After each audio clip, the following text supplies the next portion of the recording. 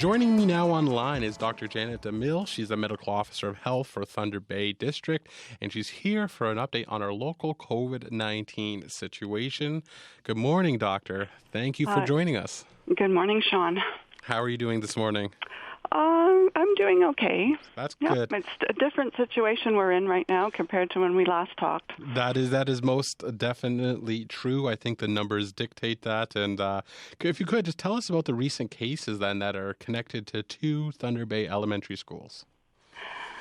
Yeah, so we obviously had reports of, positive cases, and in following up, they were associated with schools. So we take our usual approach with schools. I think this is, we're of course going to follow up, and it's a very strong approach in terms of managing cases. And I'm hopeful for a good outcome in both of these other schools, but we have to move through the process here. Now, what are you able to tell us about the outbreak at this point?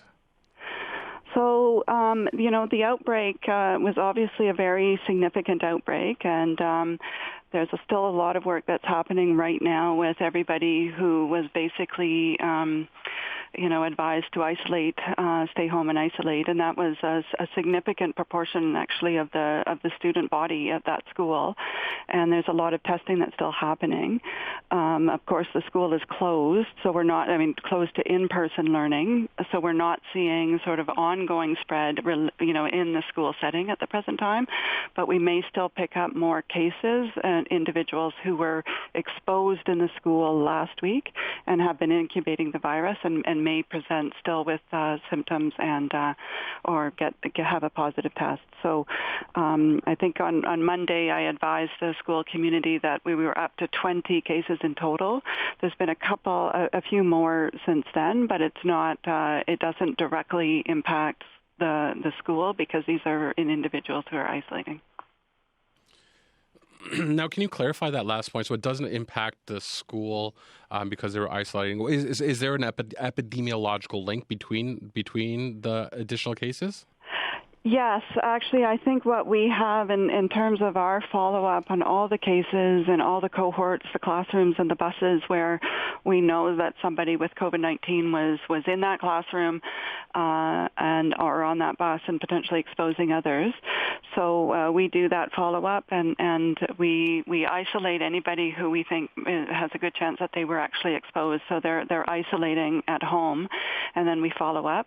But because it's been a number of days since they were actually together, I think a week now, then we know that there's no further spread within the school, but people incubate the virus, and it can be up to a week or 10 days after they were exposed for the COVID to really show up. Now, is there any concern then amongst how parents are screening their children? I think it's a fair assumption to make that maybe they're not doing it as much as they were earlier on in the pandemic, and some kids may be getting sent to school with symptoms. Yeah, you know what? I think that's always an issue, and kids can have very minor symptoms sometimes, and there's other respiratory viruses that could be, right? I mean, we often see when we return to school in September and October, it's not uncommon to see sort of cold-like symptoms and spread among kids in a school setting. So this is really, a reminder of the importance of screening, and if somebody has symptoms to stay at home and get tested if these are COVID symptoms. And there are screening tools. So there's a school and child care screening tool, an Ontario one that we do use. And there is also screening tools for adults, so it applies to adults as well.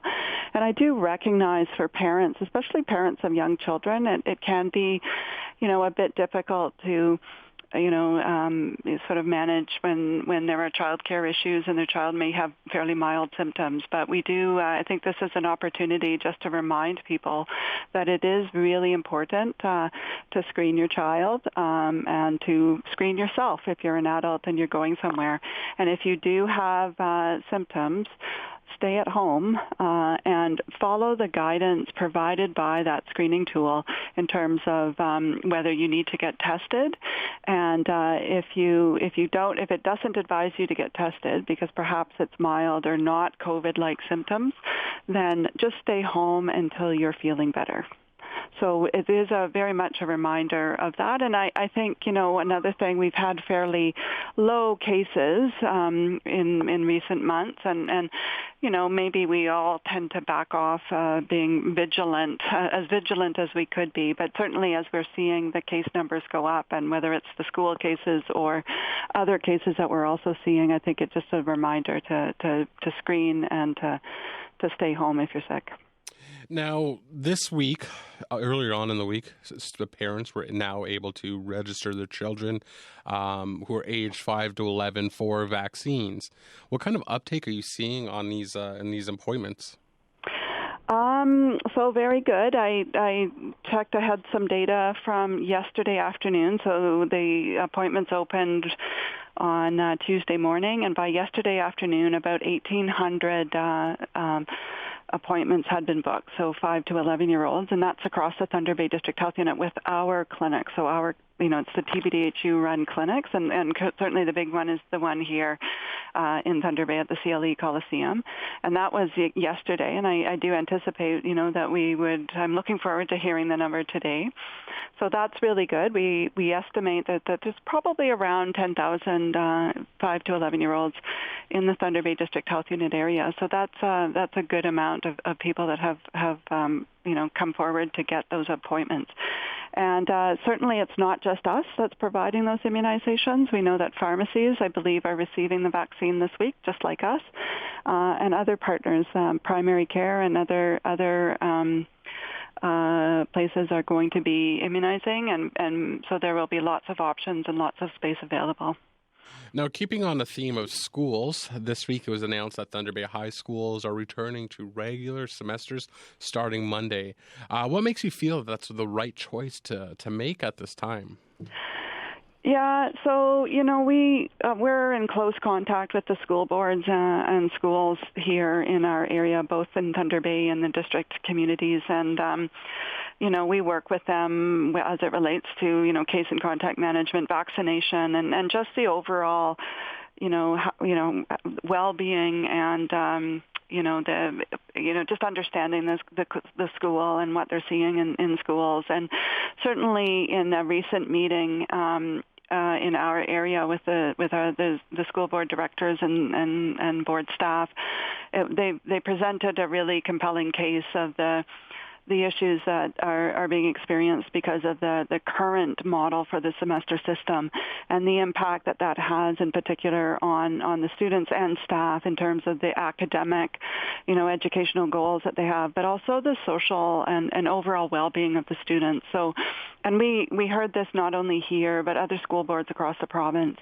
And that's really important. I think what we often talk about hospitalizations and ICU admissions, but there are other very significant consequences of this pandemic. And I think one of them, very significant one is the impact on students and the sheer value of schools and normal school for students of any age. And so, looking at, for the secondary schools in particular, looking at sort of the immunization, because most secondary students would be eligible for immunization. So looking at our numbers there, looking at the safety measures that are in place in schools. Of course, there's some increased options for testing in the school setting and needed. We talked about screening, the importance of being able to screen to keep COVID cases out of the schools.